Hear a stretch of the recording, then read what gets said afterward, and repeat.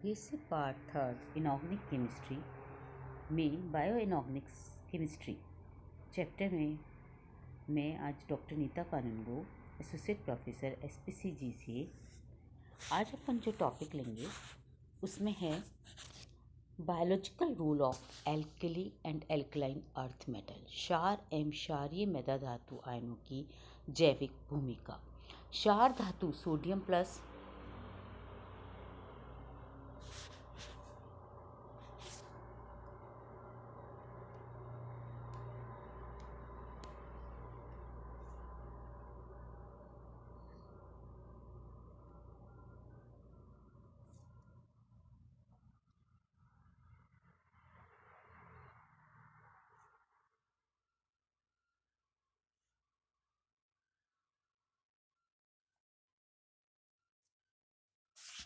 क्षार धातु सोडियम व पोटेशियम आयन तथा क्षारीय मृदा धातु मैग्नीशियम एवं कैल्शियम आयनों की का जीवन में अत्यधिक महत्व है। रासायनिक दृष्टि से सोडियम प्लस एंड पोटेशियम परस्पर समान है क्योंकि दोनों में +1 ऑक्सीडेशन स्टेट है। इसी तरह से मैग्नीशियम +2 और कैल्शियम आयन भी परस्पर समान होते हैं, लेकिन जैविक दृष्टि से इनकी भूमिका एक दूसरे से बिल्कुल भिन्न है।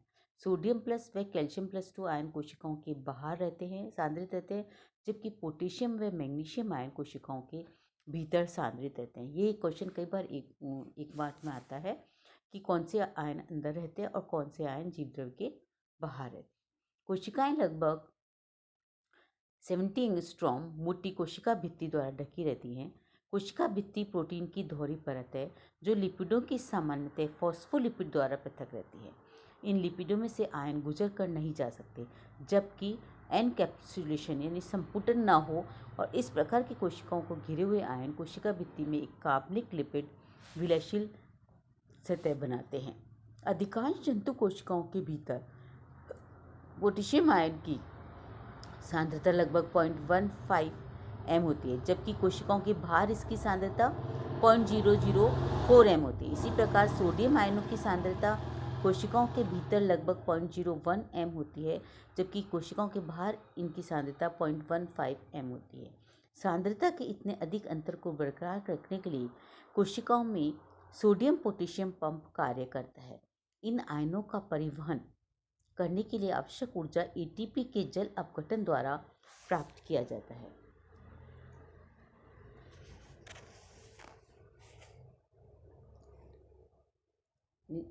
इन कुछ कोशिकाओं में प्रत्येक जल अपघटित होकर ATP अणु 3 सोडियम आयनों की कोशिका से बाहर निकाल देता है, जबकि 2 पोटेशियम व 1 हाइड्रोजन कोशिका के भीतर धकेल देता है।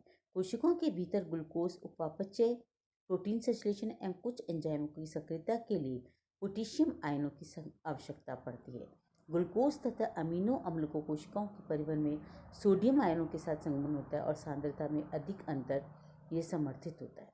तो इस तरह से इसमें जो सोडियम और पोटेशियम आयन को बैलेंस करने के लिए सोडियम पोटेशियम पंप कार्य करता है। इसी प्रकार कोशिकाओं के भीतर गए सोडियम आयन पंप द्वारा बाहर निकलते रहते हैं। कोशिका भीतर की त्वचा एंजाइम सोडियम पोटेशियम एटिपेज एक पंप के रूप में कार्य करता है। माना जाता है कि कोशिका भित्ति में बड़े बड़े प्रोटीन अणु फैले रहते हैं जिन पर सोडियम व पोटेशियम आयन के लिए स्थान रहते हैं, और जब इनकी बाहरी दीवार पोटेशियम से भीतर की दीवार सोडियम आयनों से पूर्ण हो जाती है तो उसमें स्वरूपीय परिवर्तन होता है, जिससे बाहर व स्थान भीतर और भीतर के स्थान बाहर की ओर आते हैं। इससे सारे पोटेशियम आयन अंदर की ओर मुक्त हो जाते हैं और सोडियम आयन बाहर की ओर मुक्त हो जाते हैं। इस प्रकार सोडियम व पोटेशियम परिवहन के लिए एक घूमने वाले दरवाजे की भांति व्यवहार करता है, और ये दोनों अपनी सांद्रता का पर्याप्त अंतर होता है तो ये पंप उत्क्रमणीय ढंग से कार्य करता रहता है। तो यानी जहाँ भी पोटेशियम ज़्यादा होता है तो सोडियम उसको बैलेंस करके करते हैं, और सोडियम होता है तो वहाँ पोटेशियम करता है। इस तरह से सोडियम पोटेशियम पंप कार्य करके बायोलॉजिकल रोल में बहुत इम्पॉर्टेंट भूमिका निभाते हैं। और इसी के कारण ये इसमें जो क्वेश्चन बनता है एक आता है, what is the biological role of alkali and alkaline matter ion. तो ये अपने को सोडियम पोटेशियम पंप को और मैग्नीशियम कैल्शियम में भी इसी तरह से होता है। इसको समझकर इसको लिखकर हम इस क्वेश्चन का आंसर दे सकते हैं। तो इस तरह से सोडियम और पोटेशियम पंप कार्य करते हैं। इसके बाद आता है रोल ऑफ कैल्शियम आयन। जैसा कि अपन जानते हैं, ये भी कई बार आता है कि कई मेटल आयंस के रोल पूछे जाते हैं क्वेश्चन में। तो रोल ऑफ कैल्शियम आयन बहुत इंपॉर्टेंट है। कैल्शियम आयन शरीर का जीवन का अत्यधिक महत्व तत्व है। सीप, घोंघा कई में संरचना के आधार प्रदान के लिए पूरा ढांचा कैल्शियम कार्बोनेट का बना होता है। कैल्शियम आयन सामान्यतः कोशिकाओं में कणिकाओं के रूप में जमा होते हैं और आवश्यकता पड़ने पर इनका विभिन्न कार्यों में उपयोग कर लिया जाता है। कोशिका भित्ति में कुछ महत्वपूर्ण ऐसे होते हैं जो कैल्शियम आयनों को आकर्षित कर बांध कर रखती है और आवश्यकता पड़ने पर इन्हें मुक्त करती है। ऐसे हैं जैसे ट्रोपोनिन, कुछ प्राणियों में मांसपेशी के संकुचन नियंत्रक प्रोटीन है। पार्वलहुमिन, मछली तरह उभयचर जंतु की मांसपेशियों का नियंत्रक प्रोटीन है। काल्मोडिलिन, हीरोक्ट्रेस कैल्शियम आयन कार्य की मध्यस्थता करने वाला प्रोटीन है। ऐसे कई तरह के प्रोटीन जो हैं वो पाए जाते हैं। जिस प्रकार शरीर में कोशिकाओं के भीतर के जीवद्रव्य में पोटेशियम और मैग्नीशियम रोल करते हैं, उसी प्रकार जीवद्रव्य के बाहर सोडियम और कैल्शियम आयन भी विद्यमान रहते हैं। सोडियम पंप की भांति ही कैल्शियम और मैग्नीशियम पंप भी कार्य करता है। तंतुओं के सिर पर स्थित नर्व सिस्टम जो है वो हमारा कैल्शियम मैग्नीशियम से बैलेंस होता है। तो उस एसआर से कैल्शियम आयन मुक्त हो जाते हैं। एसआर के रिलीज से अत्यंत सूक्ष्म समय में कैल्शियम आयनों की सांद्रता 100 गुना तक बढ़ जाती है।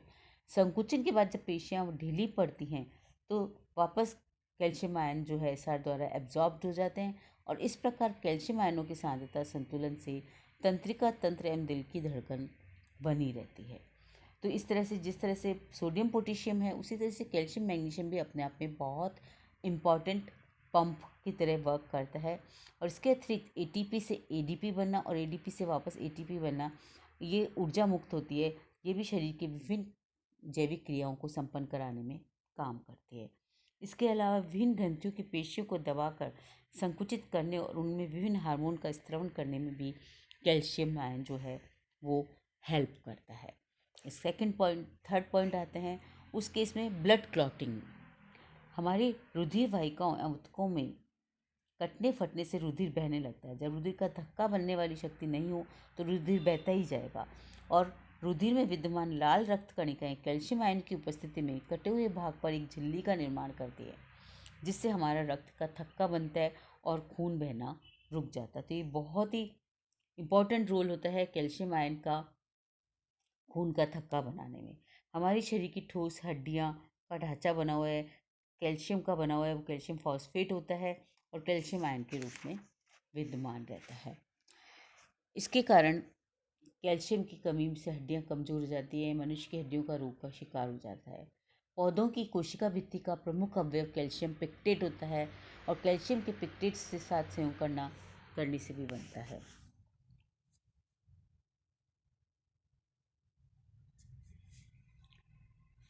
दांतों के एपिटाइटिट का महत्वपूर्ण हिस्सा। इसके अतिरिक्त दांतों की ऊपरी परत एनेमल में फ्लोरो एपिटाइटिट के रूप में कैल्शियम आयन जैविक दृष्टि में अत्यंत महत्वपूर्ण भूमिका अदा करते हैं। इसी प्रकार हम देखते हैं कि शरीर की विभिन्न जैविक क्रियाओं में कैल्शियम की एक महत्वपूर्ण भूमिका है। इसके बाद आता है role of chlorine. Chloride ion के रूप में भी क्लोरीन शरीर में मात्रा में होता है और कई महत्वपूर्ण कार्य संपन्न कराता है। उदाहरणतः हमारे डाइजेशन के लिए हाइड्रोक्लोरिक एसिड का निर्माण करना, क्षार व क्षार धातुओं के क्लोराइड द्वारा कोशिका द्रव में एवं जीवद्रव्य में रहकर कोशिकाओं के परासरण दाब का नियंत्रण एंजाइम अमाइलेज के सक्रियण आदि में क्लोराइड आयन द्वारा संपादित करता है। सल्फर भी एक रोल, बहुत ही इम्पॉर्टेंट रोल होता है। सिस्टीन, थायमिन, बायोटिन, इंसुलिन आदि में पाया जाता है। इसके अतिरिक्त जैव संश्लेषण में उपयोगी सल्फर कोएंजाइम्स के रूप में भी विद्यमान होता है। फास्फोरस का भी हमारे शरीर में हड्डियों तथा दांतों में विशेष प्रकार से फॉस्फेट के रूप में होता है। और दूसरा हमारा पीएच को नियंत्रित करता है। तीसरा हमारा एटीपी और एडीपी फॉस्फेट एंजाइम्स बनाते हैं, इनमें भी ये रोल प्ले करता है। न्यूक्लिक अम्ल और फॉस्फोप्रोटीन में मुख्य फॉस्फोलिपिड है। इसके बाद आते हैं हम आयरन। आयरन की भूमिका भी बहुत इंपॉर्टेंट है। हीमोग्लोबिन, मायोग्लोबिन, साइटोक्रोम आदि आवश्यक अंग है।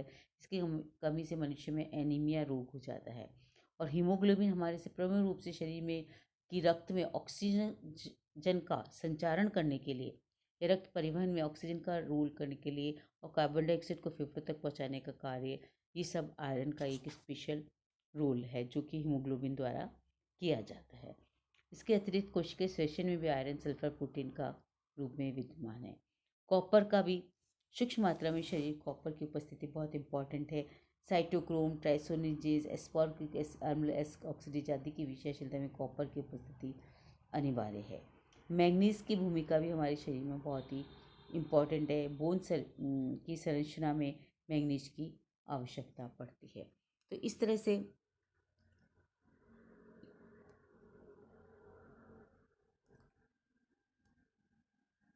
इसके बाद आता है आयोडीन की भूमिका। आयोडीन मानव शरीर में एक अत्यंत ही इम्पॉर्टेंट वो है। इसकी कमी से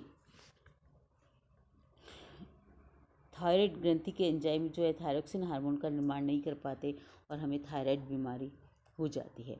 फ्लोरीन की भूमिका भी हमारे शरीर में बहुत इम्पॉर्टेंट है।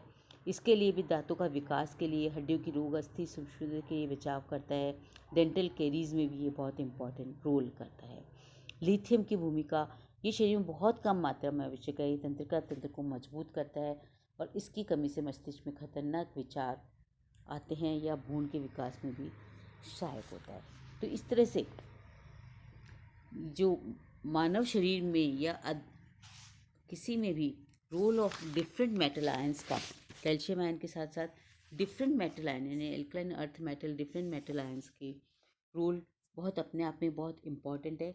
इसमें जो क्वेश्चन आता है वो ये आता है कि what is the role of chlorine, क्या हेल्प करता है, इसके कारण क्या बीमारी हो जाती है। इस तरह से छोटे क्वेश्चंस पे आ सकते हैं।